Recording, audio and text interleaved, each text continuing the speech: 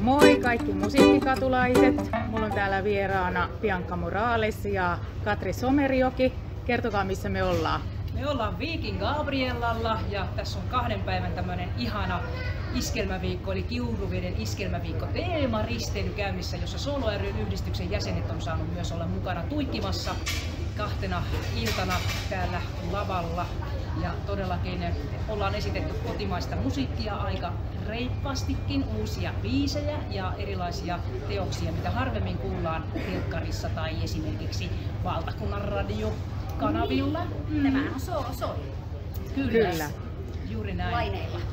Kyllä. Solo soi laineilla kyllä, ja tarkoitus on näitä ihania risteilyjä tehdä enemmänkin, ja tällä kertaa tosiaan saatiin tulla mukaan tänne Viking Linein punaisille laivoille, ja todella mehän oltiin tuolla Club Mar yökerhossa ja sitten me oltiin myöskin Pianobaarin puolella, siellä esitettiin kanssa 20 Solo ry:n jäsentä on saanut olla mukana täällä viihdyttämässä. Tämä on mahtava juttu. Mä Kyllä. tyytyväinen. Mä vasta liityin kesäkuussa muistaakseni. Joo.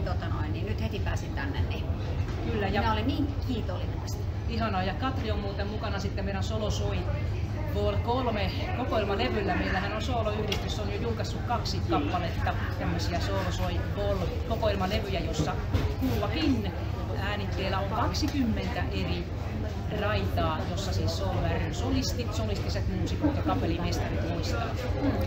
Mahtavaa. Ollaan me hyviä. Kyllä. Hei, Tulkaa kaikki Soloon mukaan. Kyllä, me kutsutaan uusia jäseniä. Ja jos oot solistinen muusikko tai kapellimestari ja nimenomaan esiinnyt tai levytät täällä Suomessa ohjelmistoa, materiaalia, biisejä, niin liity nyt solory.fi. Sinne sivuille, eikö vaan? Kyllä. Yes. Juuri näin. Mahtavaa. Kiitos. Ciao.